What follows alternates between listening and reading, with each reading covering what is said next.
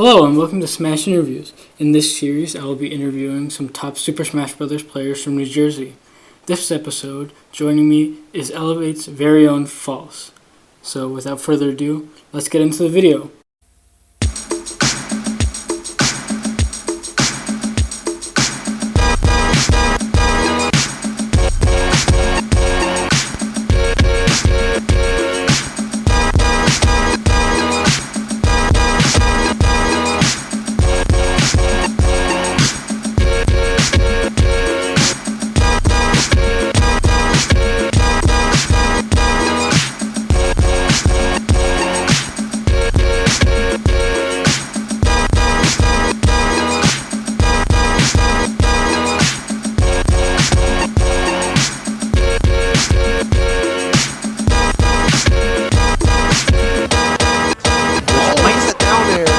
The other way, Oh, that down smash. Hi, Pikachu. Sam! Bouncing fish to seal it out. Oh, Takes with the a pop ball. 3-2 on Esam. So before we get into the interview, these are some facts you should know about False. His name is Corey Shin. His alias is False. He plays Super Smash Bros. For Wii U for Team Elevate. He mains Sheik and Marth. He's from New Jersey, and he's ranked number 41 in the world and number 5 in New Jersey. Hey, how's it going? Yo, what's up, man? Yo, thanks for doing this with me. I really appreciate it. Oh yeah, it's no problem. Let me just give me a second to change the sound settings here, if you don't mind. Yeah, that's fine. Okay, we're good. All right. So to start this interview off, can you tell me a little bit about yourself? I am a professional Super Smash Bros. Competitor that also produces content for the community, and I'm a freelance videographer for multiple esports organizations. All right. So what part of New Jersey are you from?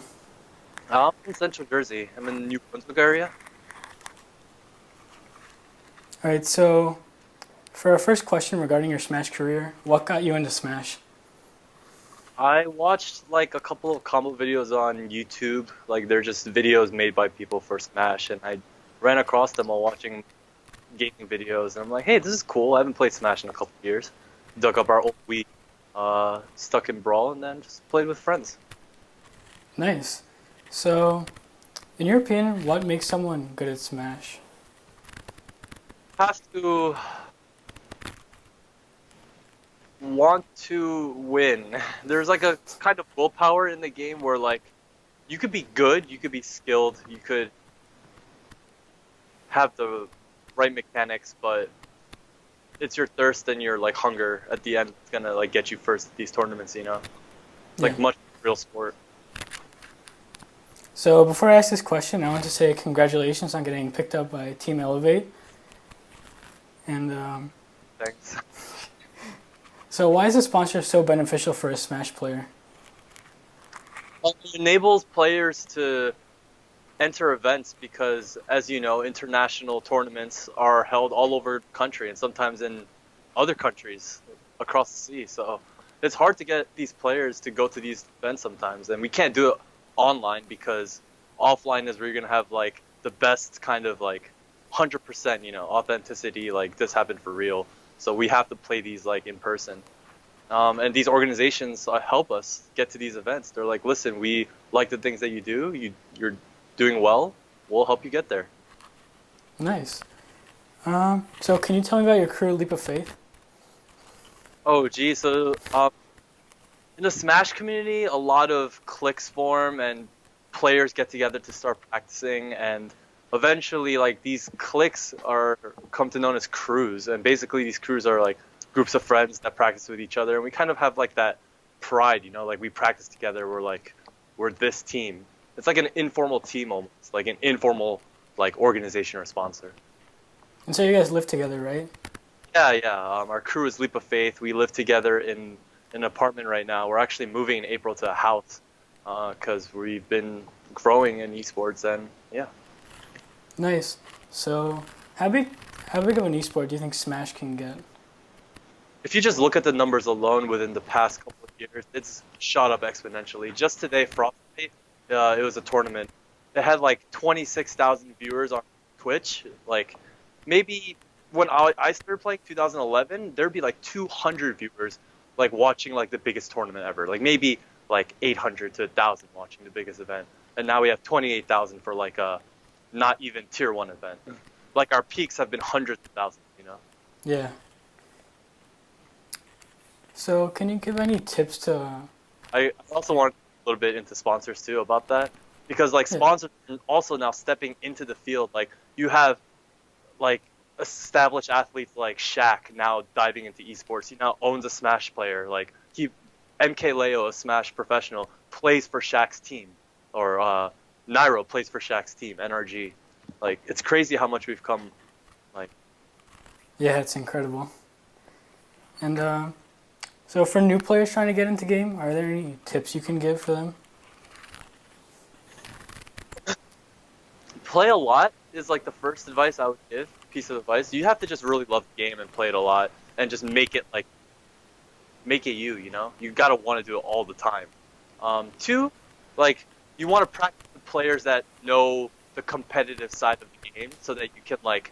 It's easier for you to identify like common habits and mistakes that like players have. You can't just play with your friend and improve. Like you gotta like search out for the right kind of practice. So going along with the theme of starting out, what was your first tournament like? So like the Smash experience, right? It's everyone and all their friends getting together, going, "Hey, I think I'm pretty good at this game. Like I beat all my friends. I'm like, I must be the best." So you look up like tournaments, and you're like, "Hey, I'm gonna go to this tournament and rake it in," and you just get bodied. You find out what the real world of Smash is like. There are professionals who know this game way more than you could have thought was possible. And you're just opened up to this like entire new dimension of like, wow, like there's this journey and long road ahead of me. And it's like really exciting to be a part of that. Yeah, so did you ever think you would get to the level that you're at today? No. Honestly, I just like played because I really, really enjoyed the game.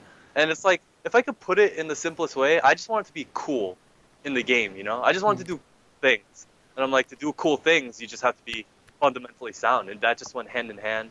And then I'm like, I came to a level where I didn't even expect to be like considered good or like one of the top, like the best in the world. Like I'm top 40 in the world for playing a video game that I thought I just wanted to be cool at.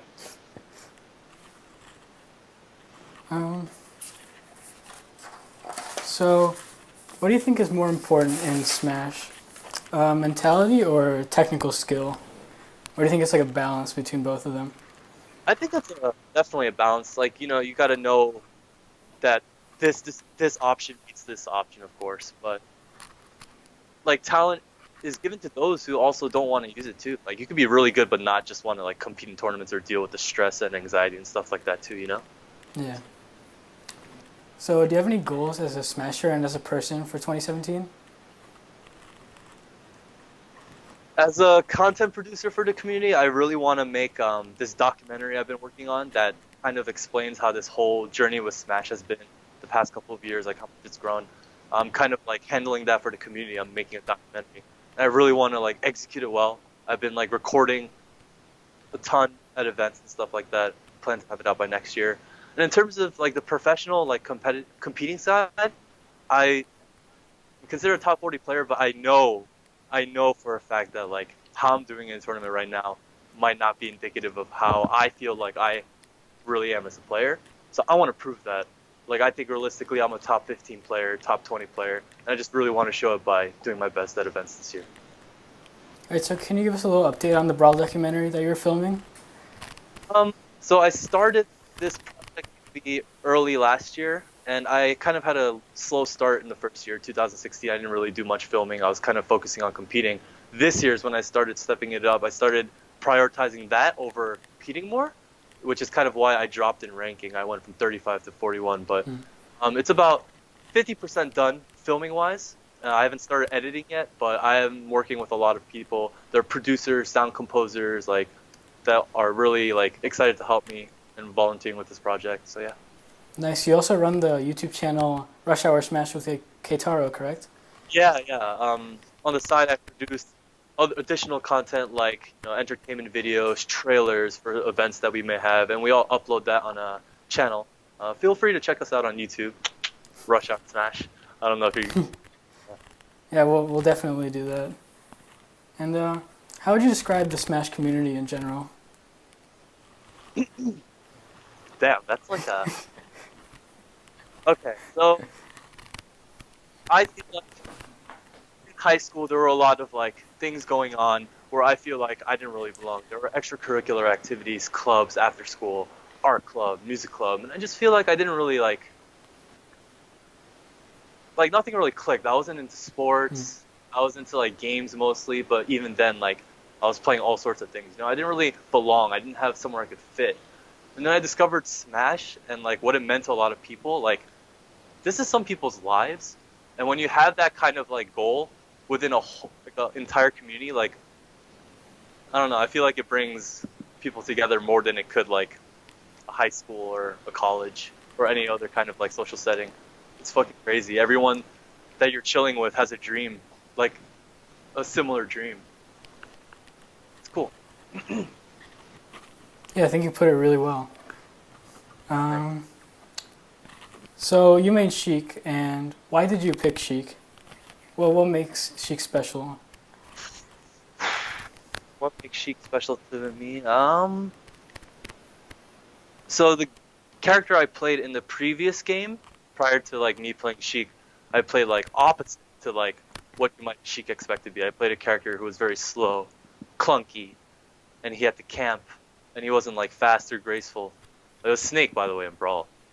And when I came into Smash 4, I was just like, I want to be free. I want to like move in the air. I just want to explore a different kind of playstyle, you know? And she really clicked with me. Felt like I could really do whatever I wanted. Like she's an aerial character. She can just do whatever she wants in the air. And how did you come up with your tag False? I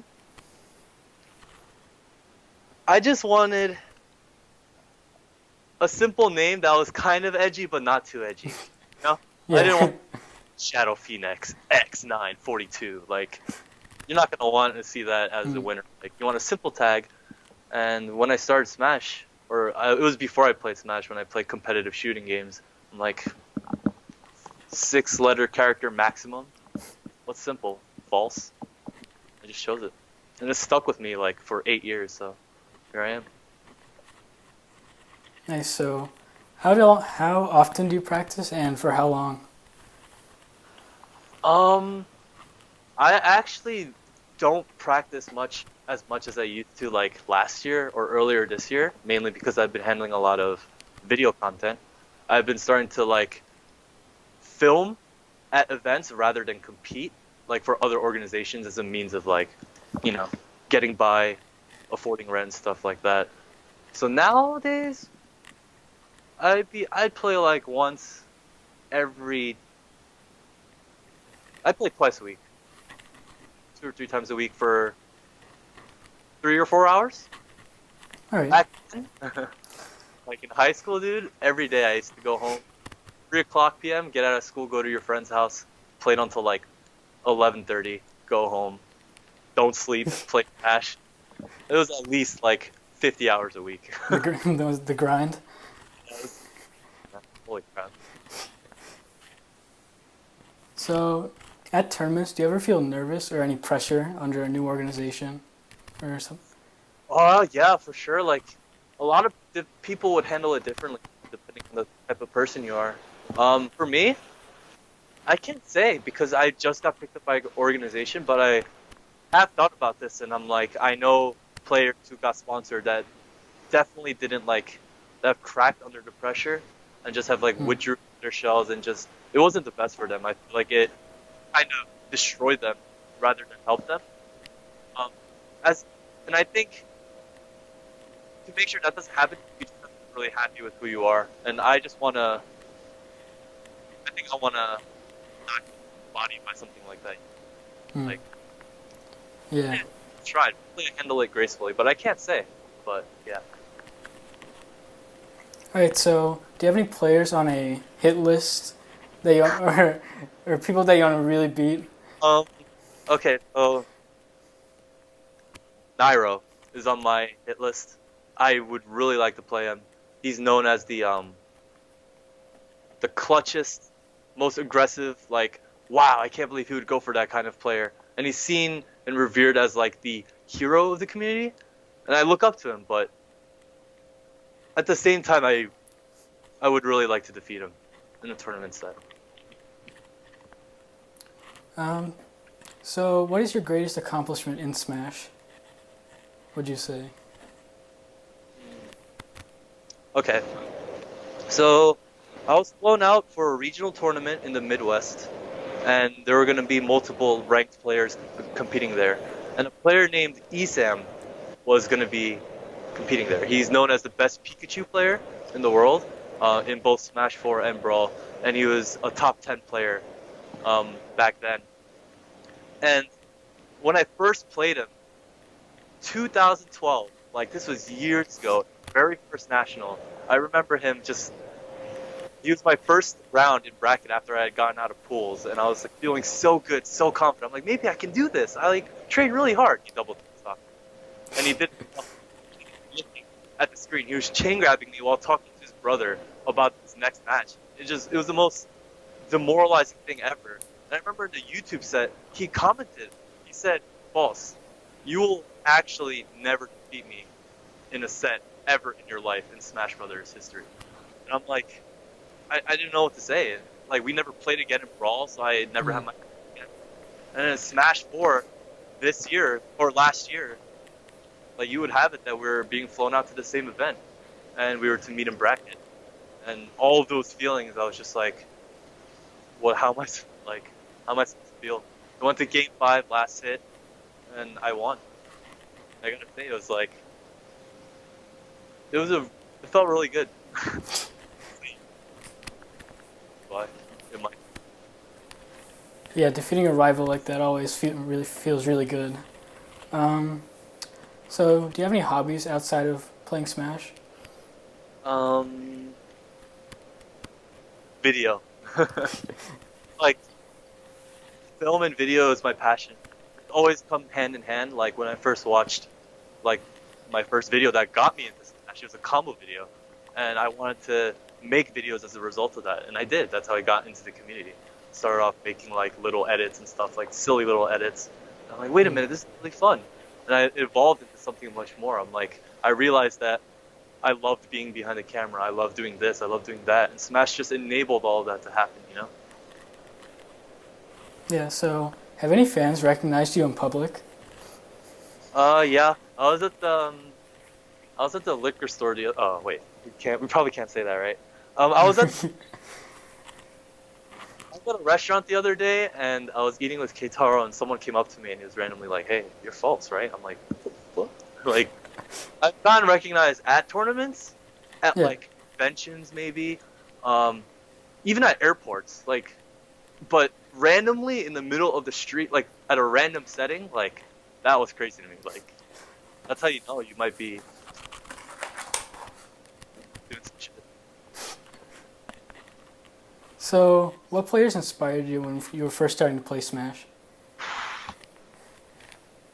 There was a Snake player named War back in Brawl who played so flashy and entertaining. He would, like, to him, like, winning was also playing flashy. Like, if I could beat you while looking, like, so, like, stylish and sexy, then that's, like, a bonus to me. And the way he played that, like, character, like, so explosive and, like, not the way he was meant to be played, which is, like, campy and, like, reserved, back corner, like, back line. It was, like, the opposite. So that was beautiful to me. And that made me want to play the characters that I ended up picking up. So, do you still enter Brawl tournaments like Super Smash Con and get on my level? Oh, so because I'm making a documentary focused on Brawl, I was very excited for those events, but I didn't compete. But that was so I could film the players competing, like, at all times, you know? I wanted to put, like, 100% of my focus into that, so. Yeah. So, who are your favorite players now? Like, Smash 4 players? Yeah, it can be Smash 4 or Brawl. Tweak and MK Leo. I don't know if you know those players. Yeah. Oh, okay, okay. Yeah. MK Leo's Marth, sexy, innovative, edgy. Tweak, super aggressive. Just anything that's like not boring or like boring to watch. So Sonic. Yeah. Oh my. All right. So we're starting to wrap up this interview. So can you give your social media links for anyone who wants to follow you? Oh, sure. If you would like to help support our YouTube by subscribing, you can check it out. It's Rush Hour Smash, like the movie Rush Hour, and then Smash at the end. Our Twitch is, I don't know if you guys would know what Twitch is, but it lets you know when we're like live streaming video games. So you can catch us when we're live. We stream Monday through Friday, 2 to 7 p.m. Eastern Time. We play Smash Brothers. You can come actually play us on our streams. You can watch yourself playing. That's also Rush Hour Smash. Check us out. My Twitter, Falsify, but the I is a 1. And I'll stop pestering you guys. All right. So anything else you want to say? Any shout outs? Shout outs to oh sorry. Shout to Leap of Faith, honestly, because I feel like they're the reason why I'm here. Like, they're the ones that got me into the competitive scene. They're the ones who are like, hey, you're casual, but like, yo, come on over. Like, it's all good, dude. And I feel like we need more people like that, like more welcoming people who like break the stigma of, I'm a video gamer who stays inside and I don't know how to socially interact, because it doesn't always have to be like that. But yeah, I forgot what the initial question was. I feel like I derailed. No, it's just if you wanted to say anything else. Oh yeah, but I just wanted to shout out Leap of Faith for that, because my life goal, or like my life where I'm setting my direction to be, wouldn't be without them. Yeah, that's it. All right. Thank you very much for doing this with me. I really appreciate it. Yeah, dude, no problem. Thanks for having me, actually. Yeah, no problem. My All right. pleasure. All right. Peace out, man. Thank you.